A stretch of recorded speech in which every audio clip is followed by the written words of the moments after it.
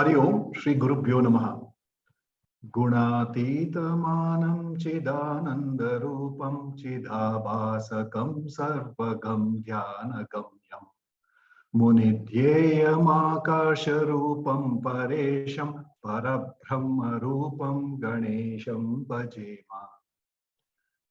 Team Param Vedanta extends a warm welcome to one and all for today's 75th session of Bhagavad Gita verse by verse. Friends, on 12th January, we celebrated Swami Vivekananda Jayanti, a spiritual genius, a mystic of the highest order, who strove to promote peace, human brotherhood, preached the ideal of service to man as the visible manifestation of the Godhead, as a special form of worship. Dedicated his four classics, Gnana Yoga, Bhakti Yoga, Karma Yoga, and Raja Yoga, outstanding treatises on Hindu philosophy in his short life of 39 years. During his travels all over India, he was deeply moved to see the appalling poverty and backwardness of the masses.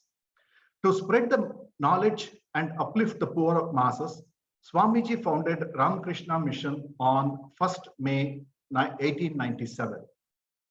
Where monks and lay people jointly undertake propagation of practical Vedanta and various forms of social service like running hospitals, schools, colleges.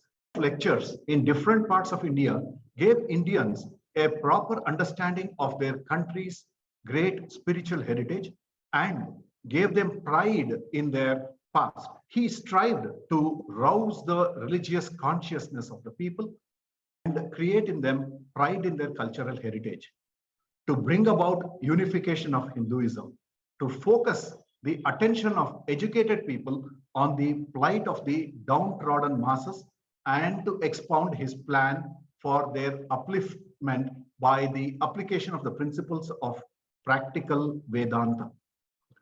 Before his Mahasamadhi on the night of 4th July 1902, in his writing to a Western follower, he said, "It may be that I shall find it good to get outside my body, to cast it off like a worn-out garment, but I shall not cease to work. I shall inspire men everywhere until the whole world shall know that it is one with God." I end by quoting Swamiji, "Teach yourselves, teach everyone his real nature, call upon the sleeping Atman and see how it awakens. Power will come, glory will come, goodness will come, purity will come, and everything that is excellent will come when this sleeping Atma is roused to self-consciousness activity." On 23rd January, remembering Netaji Subhash Chandra Bose, who was born on this day, who sacrificed his life on liberating our motherland, wrote, Swami Vivekananda harmonized the East and the West, religion and science, past and present, and that is why he is great. Our countrymen have gained unprecedented self-respect, self-reliance, and self-assertion from his teachings. I'm sure I do not have to talk about Netaji Subhash Chandra Bose, who is well known to all of us. Today is the birth anniversary of Netaji Subhash Chandra Bose. He was strongly influenced by Swami Vivekananda's teachings and also believed that Bhagavad Gita was a great source of inspiration for the struggle against the British. Gandhiji referred to Subhash Chandra Bose as Prince among patriots. With deep respects to both these towering personalities, let us commence our today's session with a recap by Dr. Meenal Kekatpure of the previous session, and then continue with our study of the last few verses of 10th chapter of Bhagavad Gita. These verses shall be explained by a team of Param Vedanta teachers, Dr. Amitabha Saha Roy, Dr. Sundar, Srimati Rama Gopal Krishna, Srimati Vasanta, Dr. Jagdish, under the able and guidance of our revered teacher, Dr. Timmappa Hegde sir, who will give us the introduction and key insights. We shall be concluding by the chanting of the verses by one of our young aspirants, Kumari Sarayu. Over to Dr. Meenal Kekatpure. Namaste. In this 10th chapter, Shri Krishna desires to increase Arjuna's bhakti by describing his infinite glories upon which Arjuna can meditate. In our previous session, we discussed verse numbers 31 to 37, where Lord Krishna reveals that he is the source of everything that exists. He is the beginning, middle, and the end of the entire creation. All beings and creations get their splendor and magnificence only from him. In verse number 31, Shri Krishna says, among the purifiers, I am the wind. I am Rama among the weapon wielders. I am Makara among fish. I am the Ganges among all the rivers. While in verse number 32, he says, O Arjuna, know me to be the beginning, middle, and end of all creation. Among the sciences, I am the science of spirituality, that is self-knowledge. And in debates, which should be read here as a discussion, I am the logical conclusion. Technically, in Sanskrit literature, repetition is considered to be a dosha called punarukti dosha. And this verse appears to be a repetition of the previous verse number 20 of this very same chapter. And obviously, Shri Krishna can never make a punarukti dosha. So it is to be understood that while one indicates beginning, middle, and end spatially, that is Patala Lok, Brahma Lok, and Bhulok, the other one indicates the same in a time-wise manner, that is God as Shrishti, Sthiti, and Laya Karanam. In verse number 33, Shri Krishna says, among the letters, I am the letter A, which is a Karana Aksharam, and whose presiding deity is none other than Brahmaji. Among the compounds, I am the Dvandva Samas. I am the eternal time. I am the dispenser, which should be read here as a Karma Phaladata. And I face all the directions, which means that he can see everything. In verse number 34, he says, I am death, the destroyer of everything. That is why he is called as Sarvaharaha. I am the source of future prosperity. That means things which are yet to come. And among women, which should be again read here as feminine qualities, I am fame, prosperity, speech, memory, intelligence, fortitude, and patience. While in verse number 35, he says, I am the Brihad Sam, which is an extremely auspicious mantra among the Sama mantras of the Sama Veda. I am Gayatri among the Vedic mantras.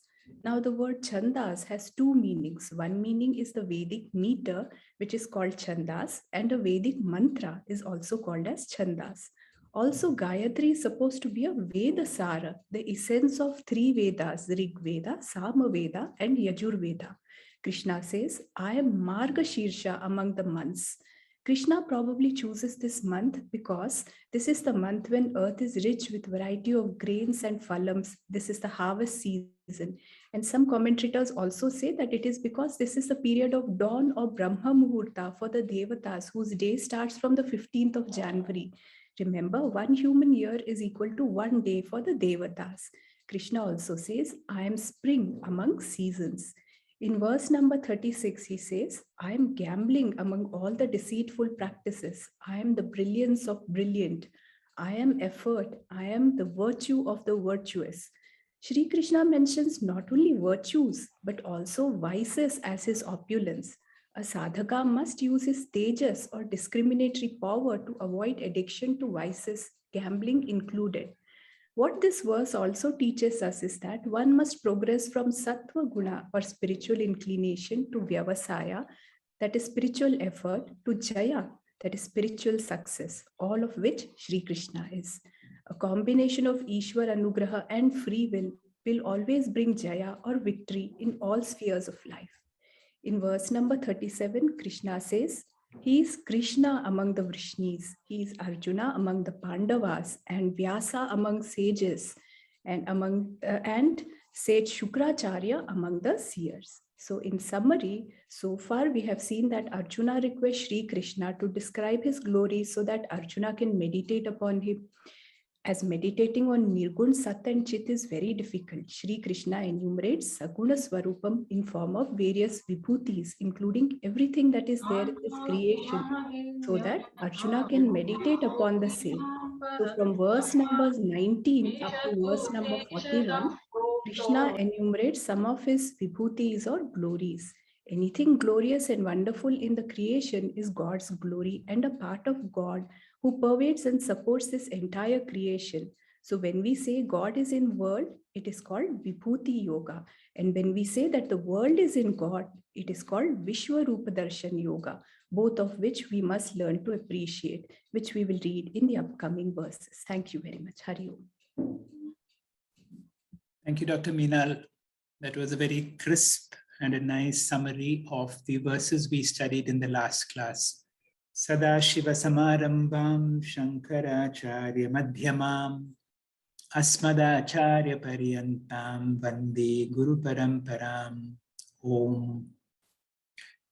We come to the end of the 10th chapter of the Bhagavad Gita in our class today.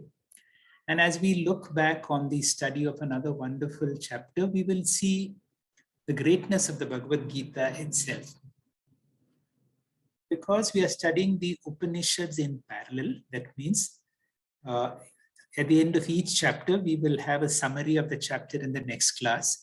And before we start the 11th chapter, it is our practice to introduce a few Upanishadic mantras of the Mundaka Upanishad. So we are doing a parallel study of both the Mundaka and the Gita.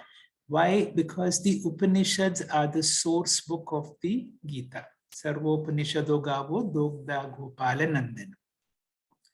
The Upanishads focus very much on three things. What is Sat? What is Chit? What is Ananda? That means the nature of Brahman is Sat Chit Ananda. And slowly it is brought out that our true nature is also Sat Chit Ananda. And that is why the Upanishad said, Brahmavid apnoti param. That means the knower of Brahman, or one who knows the nature of Brahman, identifies himself as one with Brahman. The Gita, which is the essence of all Upanishads, also brings it out in its own delightful, in its own musical, in its own simplistic way. And sometimes the message can be missed. And that is why, as we study even the 10th chapter of the Bhagavad Gita, it is important for us to see where the Upanishadic essence is coming in and through the Bhagavad Gita. So before we conclude the 10th chapter, let us see where do we get this Sat Chit Ananda in the 10th chapter of the Bhagavad Gita. So let us try to understand what is Sat Chit Ananda, because if we know what Sat Chit Ananda is, at least to some extent, when we hear those aspects in the Bhagavad Gita, we'll be able to say, yes, this is it. The Taittiriya Upanishad declares that our true nature is Satyam, Jnanam, Anantam, Brahma. In other words, it is brought out as Sat Chit Ananda. Let us quickly see what is Sat, what is Chit, and what is Ananda. Brahman is Sat Chit Ananda. That means these are not three different things. These are not attributes. This is what is called the Swarupa, or the nature of Brahman, is limitless consciousness, limitless existence. So Brahman as Jnanam means pure consciousness, which is limitless consciousness. Brahman is also existence. What kind of existence? Pure existence. And Brahman is Ananda or Ananta. These two words are synonymous. We have to remember that whenever something is limitless, we experience Purnatvam, we experience something infinite, we experience something full, and therefore we have happiness. Now, whenever we study these verses where the Gita gives us a glimpse of the Upanishad, I've been referring to them as the goalpost verses. This definition of Brahman as Sat Chit Ananda is subtle and definitely difficult for a beginner to comprehend. But our teacher Swamiji says that the more and more you dwell on it, and the more you declare or you look into it each time, it becomes more clear. Let us try to make our own attempt to understand what is Brahman as Chit or consciousness. Chit or consciousness is often compared to light in so many ways. Now, our teacher Swamiji always gives an example of hand and light. He shows his hand and he asks us, in addition to seeing my hand, what do you see? Now, those who know or have gone through this exercise before will clearly say, in addition to the hand, I see the light upon my hand. In fact, it is because of the light on the hand, I'm able to see the hand. So normally, whenever somebody shows the hand, we say, I see the hand, but we take for granted the light on the hand. Now look around the room that you are sitting in. You see so many objects, but one thing is very certain. I'm able to see any object in the room precisely for one reason only, and that is because there is light on that object, and we tend to take that for granted. I'm able to experience everything because of consciousness. So therefore, the consciousness in me can be compared to light in so many ways. One is that we take it for granted, even though because of consciousness, I'm able to see everything. Because of light, I'm able to see everything. Second point, let us see. What I am conscious of varies, but that I am a conscious being is always an experience fact, invariably. All the time, remember, the objects of my experience come and go, but that I am the experiencer of all the objects is there all the time. Now, consciousness is an independent entity like light. For example, the light on my hand is not part of my hand. It is not a product of my hand. It is not a property of my hand. My hand is not it does not have any intrinsic light of its own. It does not radiate light. But yet you're able to see because of the light that is able to fall on the hand. So too, consciousness is an independent entity which enlivens my body. And just like the light which is beyond my body also, consciousness extends well beyond my body. It is not limited to my body, just like the light is not limited to my body. Now, with this understanding, let us proceed a little further. The big question that our teacher asks is, normally you would say, I am this body with consciousness. But the more you enter into the school of Vedanta, you will claim that I am this consciousness with this incidental body. So the big question is, am I this body which is growing, graying, and going, or am I this witness of this ever-changing body-mind? So the exercise that we need to do, which we will come in the 13th chapter of the Bhagavad Gita called Kshetra Kshetrajna, where Sri Krishna says this distinction between the objects and I experience and the experiencer is one of the most important exercise that I need to do. So I need to be able to claim that I am body with consciousness. And this is only an incidental body. It was a great master who had said that we are not human beings with a spiritual experience, but it is the other way around. We are spiritual beings having a human experience. Swami Paramatmananda ji, in his words, in his talks, repeats this again and again. Each of these words, Sat, Chit, and Ananda, are solid words. And especially when we are in the Upanishads, he dwells deeply for us to have a deeper understanding of what is Sat, what is Chit, and what is Ananda. And he says, if these three words are clear, you have got the essence of all Vedanta. Now, we have some idea about what is Chit. Chit is that because of which I'm able to experience everything. It is something compared to light. What is Sat? Sat is also called existence. I see so many things around me. They're all existent. My body is existent. What is this existence? We will learn about existence through an important law. What is this law? This law says you can never talk about the existence of anything which can never be known by anybody at any time. For example, I will give you an example. I have 3 horns on my head. But there is a problem that nobody can experience these horns on my head at any time. No one at any time can experience those horns on my head. Now, if I say that, will you accept it? If there is something in this world that cannot be experienced by anybody at any time, that something is as good as not existent. That means we'll work the other way around. That means anything is knowable because of consciousness. Because of consciousness alone, you can prove the existence of anything.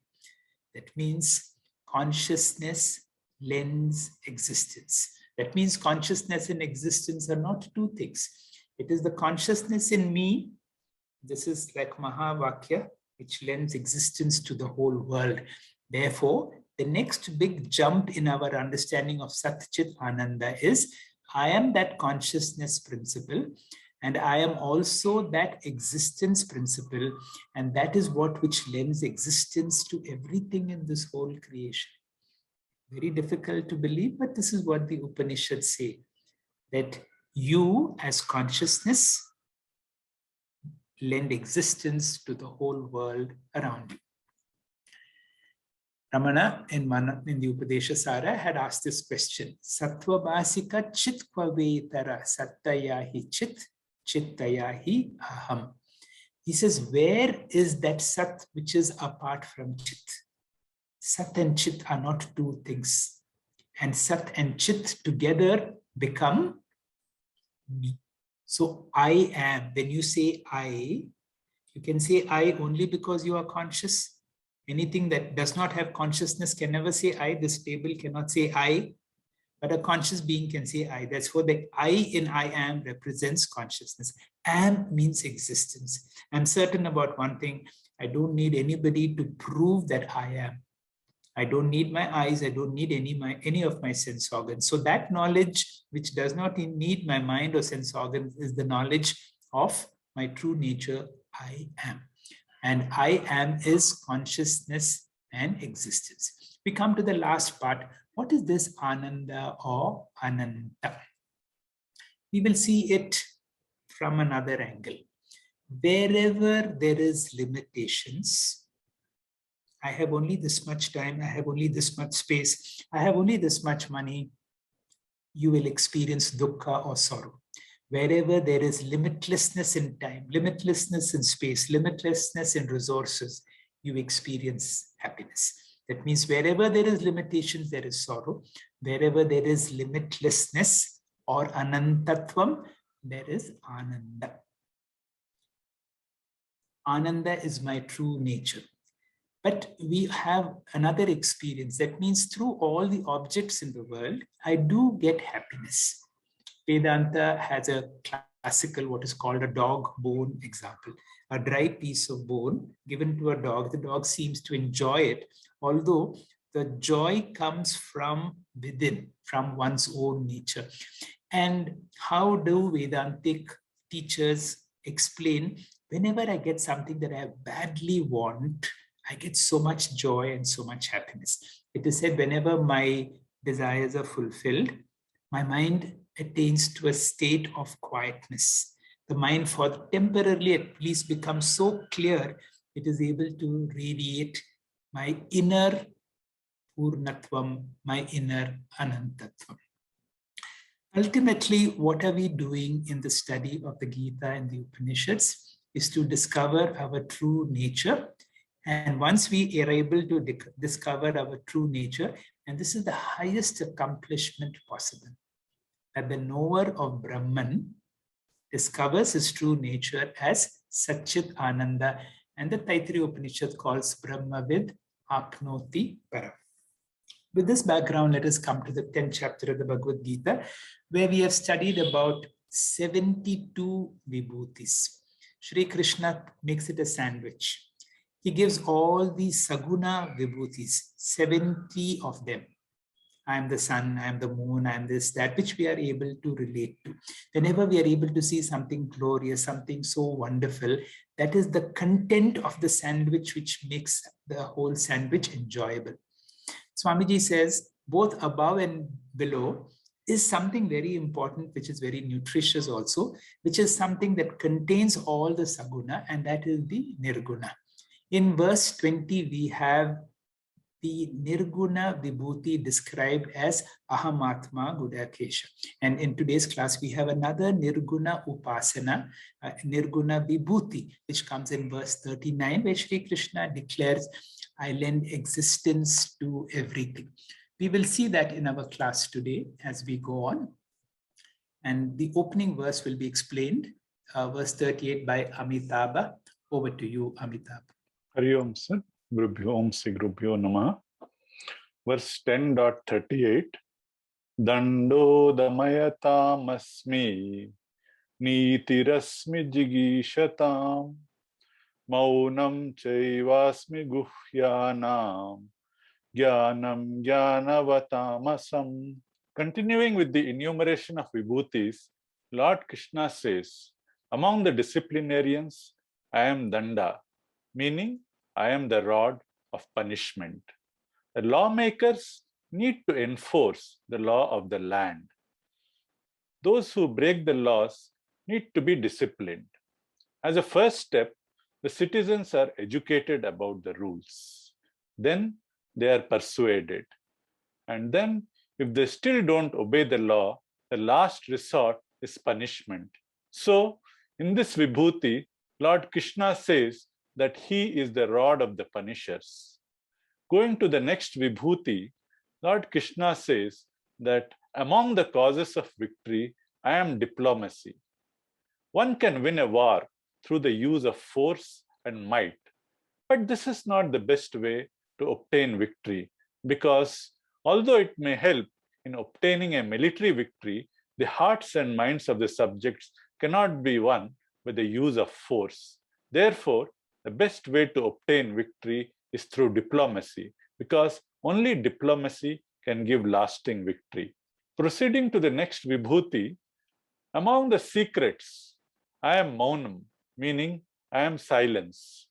Secrecy is maintained and nourished in silence. When a secret is discussed in the open, it no longer remains a secret, because the very essence of the secret lies in silence. Knowledge of the self is also described in the scriptures as the secret of secrets, because hardly anyone has the knowledge of the self. Hence, it is called Rajavidya Rajaguhyam. Guhyam means secret. Continuing to the next Vibhuti, among the wise people, I am wisdom. Glory of the wise people is because of wisdom, and wisdom belongs to the Lord. When we meet a Jnani, we do Namaskara. But do you know what the Jnani then does? The Jnani quietly hands over the Namaskara to the Lord, because the Jnani knows that the Lord alone is wisdom. Back to you, sir. Thank you, Amitabh. With that, we come to the end of these Saguna Upasanas, very nicely described by you. And we enter the other end of the sandwich in verse 39. Dr. Sundar, please. Hari Om, Shri Gurubhyo Namaha. Yachapi sarva bhutanam bijam tadaham arjuna natadasti vina yatsyan maya bhutam characharam. Lord Krishna, in this important 7th verse, declared that it is important for us seekers to start seeing everything around us as the divine manifestation of God. This is called Vishwarupa Ishvara Bhakti. The reason is our basal state of mind is one of intense ragadveshas, whereas the true nature of God is formless. Rupa Ishvara Bhakti demands that there is zero ragadvesha. By looking at everything around us as divine manifestation, for what can I have raga? For what can I have dvesha? Automatically, there is a reduction in raga dveshas, and it makes this seemingly impossible jump to zero raga dveshas possible. In this verse, Lord Krishna made a virtual promise, Natra Samshaya, undoubtedly, if you have this vision of divine manifestation of everything around you, Lord Krishna shall bless us, yujyate, with an unflinching conviction regarding Arupa Ishvara. Keeping this in mind of gradually pulling us seekers from Ekarupa Ishvara Bhakti through Vishvarupa Ishvara Bhakti to Arupa Ishvara Bhakti, we have seen 72 Vibhutis totally in this chapter. Of this, as we have seen in the sandwich earlier, in the verses 21 to 38, where 70 Vibhutis, which are called as Saguna Vibhutis, and they belong to Vyavaharika Satyam, either of this transactional world or the worlds described in the Puranas. As these are Saguna, more tangible, Acharyas say these Vibhutis were meant for Madhyama Bhaktas. Prior to these 70 Vibhutis was Vibuthi as Chit, belonging to the Nirguna Swarupa Ishvara, belonging to the Paramarthika Satyam. Now, as Lord Krishna concludes his description of Vibhutis, he again revisits a Vibhuti belonging to the Nirguna Swarupa Ishvara, one which again belongs to Paramarthika Satyam in the form of Sat, or pure existence. The parts of speech in this verse and the prose order. Hey Arjuna, this is a Sambodhana by Lord Krishna to Arjuna. Cha means moreover. Moreover is a link to the previous 71 Vibhutis which have been covered so far. We can see there are two sentences in this verse. The first sentence would be Yat bijam sarva bhutanam asti. Whatever is the seed of all beings, tadapi aham asmi. That seed I am. The seed here can be seen as the primordial cause of everything in this creation. And in this sentence, Lord Krishna is declaring that he is the primordial cause for everything in this creation. So the essence of this first sentence is, I am the essence of all. The same message he reiterates through the second sentence, Yat bhutam characharam, whatever entity, moving or unmoving, sentient or insentient, exists, syat. Maya vina tad na asti. Without me, that does not have any existence. Without me, nothing exists, is the essence of the second sentence. So thus, reiterating twice, Lord Krishna is making it very clear that he is the substratum of everything that is.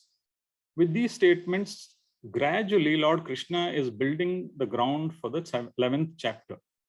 As we saw earlier, in our basic state of Ekarupa Ishvara Bhakti, we have Ragadveshas. The jump demanded from us is of 0 Ragadveshas. This is difficult. So for us to develop interest in the surrounding creation, thus far Lord Krishna picked several wonderments in this universe to say that they are divine manifestations, so that we develop an attitude of devotion towards them. However, we may develop raga to those wonderments. So gradually, as we become more mature, Lord Krishna is leading us, as we see in the chapter 11, to clearly say that although I am this among these, which is the theme in the 10th chapter, he now comes to say everything is me in the 11th chapter. Truly, only with this attitude can the Ragadveshas be reduced. This verse presents Nirguna Ishvara Vibhuti as Sat, or pure existence. In the 6th chapter of Chandogya Upanishad, Sat, or pure existence, was presented in the verse as Sadeva Saumya Idimagra Sita Ekam Advitiyam What it meant was this entire manifest creation came out of Brahman alone. So that verse established a cause and effect relationship between Brahman as the cause and world as the effect. Vedanta gives this common example to explore what principles apply whenever there is a karana karya sambandha. So here we see cause as clay and effect as pot. So we can see that the pot has experienceability, it has utility, it has transactability, it follows the laws of nature. So although it is tangibly so real, it is immediately evident for us. If you remove the clay from the pot, there is no pot. Although it has all these features, it is kevala nama rupa alone. Thus, a general rule follows. There is no effect other than the cause. Vedanta gives common examples in effect, chair, table, and cause as wood. Similarly with chain, bangle, and gold. Similarly with wave, ocean, and the cause, water. So for us, the underlying thing to understand is there is no effect anatma, there is no effect jagat, there is no effect world other than the cause, the primordial cause, which was meant in this verse as Brahman, as Atma, as God, or as Sat. Simply put, the easiness which is there in everything around us, that is pure existence, and that is the Nirguna Swarupa Vibhuti of the Lord. Thank you, sir. Thank you, Dr. Sundar. That was a nice explanation of the Nirguna Vibhuti and the concluding Vibhutis of the 72 Vibhutis that Sri Krishna explains. And certainly the most difficult of all terms to understand, what is this existence? To say Sri Krishna has given existence to the whole world, we'll just nod our heads and say, very good. To say, I give existence to everything becomes difficult. Of course, Vedantic teachers have an easy way. Now they compare to the dream. In dream, I am the creator of my dream. I sustain the dream. And when I awaken from my dream, the dream resolves into me. So too, consciousness is responsible for the creation, the sustenance, and the resolution. And that is what we need to understand through the Gita and through the Upanishads. The next verse, verse 40, will be explained by Rama Gopalakrishna. Over to you, Ramaji. Hari Om, Shri Gurubhyo Namaha.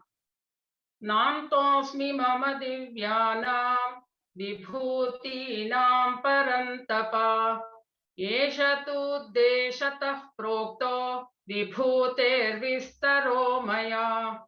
O Arjuna, the subduer of the enemies, there is no end of my divine manifestations. This is only a brief exposition of the extent of my glories by me. Now I wish to explain this verse using a few examples given by great thinkers. Puja Swami Chidbhavananda says, the mother hen leads her chicks by showing them how to feed on grains of food. The young ones catch, process, and continue to feed themselves. Likewise, the way to recognize divinity in all is pointed out by the Lord. The sadhaka cognizes God alone everywhere as he or she pursues the spiritual path. The act of seeking God evolves into seeing God. Puja Swami Paramarthananda remarks that identifying his glories is Bheda Upasana, through which Abheda Upasana of God happens.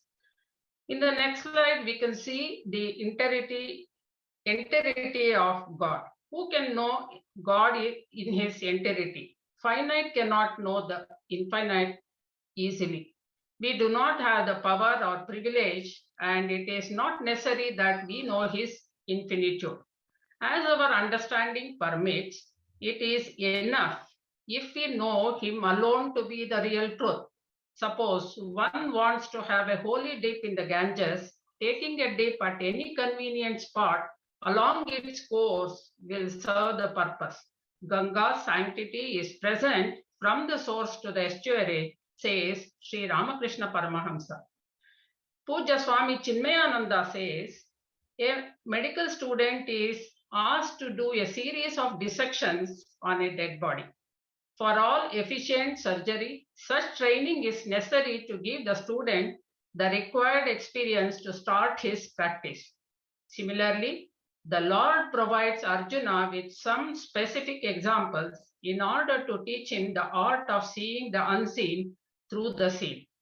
A statement from chapter 6 of Chandogya Upanishad reads, Eka karana vignanena sarva karyam vignanam bhavati, meaning, knowing the one cause, all effects are known.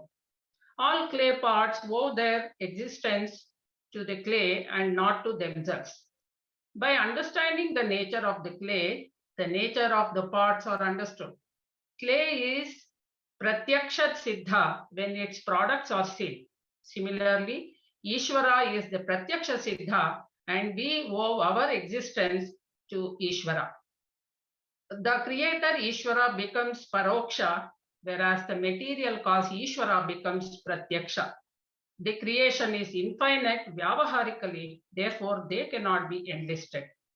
Sri Krishna concludes the topic of his opulences after describing some of them.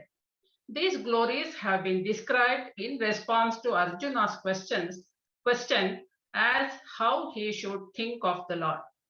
Lord says that he has spoken only one portion of the breadth of the topic, that is, Vistaraha Uddeshataha.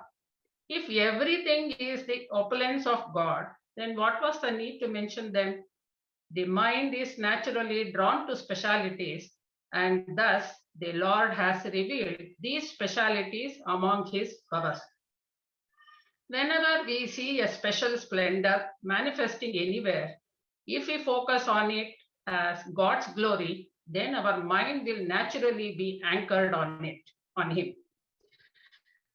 Since God's glories are in all things, big and small, one can think of the whole world as providing innumerable examples for enhancing our devotion.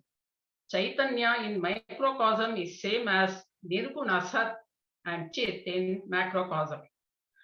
Perceiving his glories as manifestations of Kevala Sat Swarupam, this universe becomes Brahmamayam. This is the essence of Mahavakyam, Sarvam Khalvidam Brahma. Thank you, sir. Hari Om.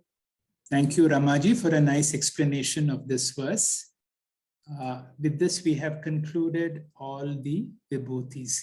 So, as you will see in verse 20, we had Shri Krishna talking about one Nirguna Vibhuti, the Chit aspect. In verse 39, we had another Nirguna in the form of Sat or existence. But where is Ananta or limitlessness? You will see it in that Na Antastik. There is no limit. So Shri Krishna here declares that he is limitless. And therefore you can see Anantatvam or limitlessness of the nature of Shri Krishna in this particular verse. We come to verse 41, which will be explained to us by Vasanta. Over to you, Vasanta. Sri Gurubhyo Namaha. Let us look at verse 41. Yat yat vibhuti mat sattvam Sri madurjitam eva va tat tat eva vagachatvam mama tejomsha sambhavam. So yat yat means whatever. And sattvam means a being that is existent. It could be animate or inanimate, but a being. Vibhuti mat, so which is awe-inspiring, glorious, almost superhuman. Or Srimat, something that is rich, abundant, beautiful, auspicious, or splendid. Va eva urjitam, or something that is powerful, strong, gallant, mighty. Tvam avagacha, may you recognize. Tat tat eva, that being, mama tejomsha sambhavam, is born out of a tiny part, an amsha of my splendor, my teja. So far in chapter 10, Krishna has provided Arjuna a long list of his Vibhutis and pointed out that these are only an illustration of his limitless glories. He has also told Arjuna that he is the seed for everything in the universe. Now, as he is wrapping up this chapter, Krishna gives Arjuna a very useful tip on how Arjuna can recognize Krishna's glories himself. Krishna says, whenever you find something or some being that is glorious, splendid, or powerful and fills you with awe and wonder, recognize it to be born out of a tiny bit of my splendor. Krishna is reinforcing two things here. All the amazing parts of this universe originate from Krishna. And yet, these are only the manifestations of an infinitesimally small part of Krishna's splendor.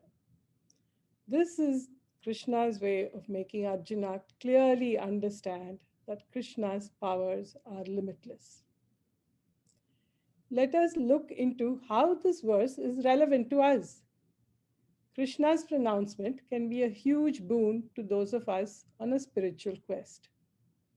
When we see something or some being that is glorious and awe-inspiring, like the vast Indian Ocean, the Himalayas, the big banyan tree near Bangalore, a very learned or bright person, or even a small insect that camouflages itself perfectly as a leaf, we can recognize and marvel at the Lord's creation and feel his presence. When we see a beautiful rainbow, a fresh flower with a dewdrop on it, a meandering river surrounded by verdant fields, a laughing baby, a sprawling tree filled with chirping birds, we can instantly feel the greatness of the Lord's creation and feel one with him. When we see the power of the sun that sustains all life on earth, or the power of the stars that are bright enough to be seen from so very far away, or the power of the mighty Ganga as it comes down the mountains to the plains, we are reminded day and night of the Lord's limitless powers and are able to surrender to him. Just in nature, there are innumerable reminders of the Lord's glory. All we have to do is to use them as a means to feel the Lord's presence. By just developing the simple habit of looking around us every day for these reminders of the Lord's glory, marveling at them and letting them fill us with joy, we will slowly start developing a sense of oneness with the Lord and surrender to him. It is truly as simple as that. Hari Om. Thank you, Vasanta, for giving us a nice poetic conclusions of being able to be sensitive to the glories of the universe around us and to be able to see God and godliness, and preparing us for the next wonderful chapter, the Vishwarupa Ishvara Darshan. The last verse today will be explained to us by Dr. Jagdish. Over to you, sir. Thank you, sir. 1042 is the final shloka for this chapter of Vibhuti Yoga. Now, the previous chapter 9 was about Raja Guhya or Raja Vidya, the sovereign secret and the sovereign science, whereas chapter 10 is the science of Bhakti. Now, Krishna desires to increase Arjuna's Bhakti, but how? He makes the verses pleasing to read and enchanting to hear. Hence, in this slide, till shloka 37, he is talking about the Sapta Rishis, the great saints, the 14 Manus, the Kamadhenu, the Vasuki, the Ashwatha tree, and so on. And today, in shloka 38 and 39, he was shown wielding the punishing rod and yet a diplomat and wise. Now, in shloka 40 and 41, Krishna says he is tired of listing all the vibhutis as there is no end. So he says, this is just a glimpse because everything is born out of my splendor. Like he shows in his mouth the entire galaxies and the universe to Ma Yashoda in his childhood. In fact, he declares, I am the Alpha and the Omega. Now, Arjuna is no longer dealing with his brother-in-law or a charioteer, but the avatar himself. Now let's go to the shloka as such. Athava bahunaitena kim gnatena tavarjuna vistavyaham idam Kritsem kamsena stito jagat. Rearranging the important words in this. Kim tava gnatena. What use by knowing bahunetena, all these vibhutis. Aham asthitaha. I remain. Vistavya idam jagat. Supporting this entire universe. Amshena. With just a small portion of me. Just the tip of my finger. Now to enjoy the splendor of Sri Krishna, we can ruminate on two examples. Now, in this ocean of samsara, water is in every wave, every bubble, and every drop. Oh yes, we all know that, which means God is in every creation. Pretty simple. No, Swami Paramji says, no, not at all. On the contrary, all drops, all bubbles, and all waves are in water. In other words, the entire creation is in the Lord, and not that Lord is in every creation. Now, that's a bit of a catch me if you can situation. This appears to be a little more clear as the jigsaw shows. In this jigsaw, is the space within the compartment or the compartments are within the space? A conundrum again. Also, the compartment, mind you, does not occupy the whole space, but just one portion. In fact, Ek amshena stito jagat, the last phrase of the shloka and the chapter, Krishna says, just a fraction of his yogic power, just a spark of his glorious splendor, and just the tip of his finger is sufficient to control all animate and inanimate, abstract and concrete, and in fact, all his vibhutis. Just to sum up, all these examples are only to imagine, stimulate, and internalize ourselves about our ascent and ready ourselves for the glory of Vishwarupa Darshana, which is our next step and also our next chapter. Hari Om, sir. Thanks. Thank you, sir, for a nice explanation of the concluding verse of the most amazing 10th chapter of the Bhagavad Gita. One aspect which is certainly difficult to understand, and then it comes in the Purusha Suktam itself, of how this whole universe is created and sustained by only a small part or a fraction of the Lord. The next class will be an opportunity for us to revise and take and see what we can take as a take-home message for all of us from this wonderful 10th chapter of the Bhagavad Gita. We'll now have a chanting of these verses by Sharayu. Over to you. Hari Om. Dando damayatamasmi nitirasmi jigishatam maunam chaivasmi guhyanam jnanavatamaham yacchapi sarvabhutanam bijam tadaham arjuna na tadasti vinayatsya maya bhutam characharam nantosti mama divyanam vibhutinam parantapa eshatodeshatah prokto vibhutervistaro maya Yadyad vibhuti matsatvam Shrimadurjitameva va Tattadeva vagachatvam Mama tejomsha sambhavam Athava bahunaitena Kim nyatena tavarjuna Vistavyaham nidam kritsnam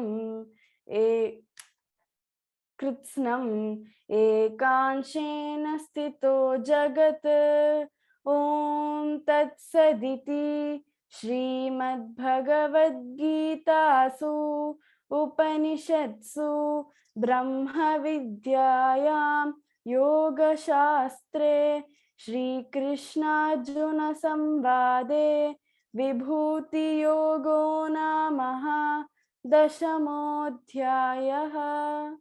Harihi Om. Shri Gurubhyo Namaha.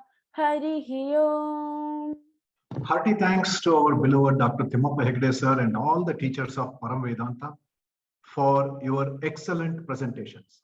Thanks to Kumari Sarayu for your wonderful chanting of today's verses. In our next session on Friday, 28th of January, we shall be summarizing the 10th chapter, Vibuthi Yoga of Srimad Bhagavad Gita, giving us an opportunity to further crystallize our understanding and to put the invaluable teaching into practice in our life. Om Purnamada Purnamidam Purnat Purnamudachyate Purnasya Purnamadaya Purnamevavashishyate. Om Shanti Shanti Shanti. Harihi Om. Shri Gurubhyo Namaha. Harihi Om. Shri Krishna Arpanamastu.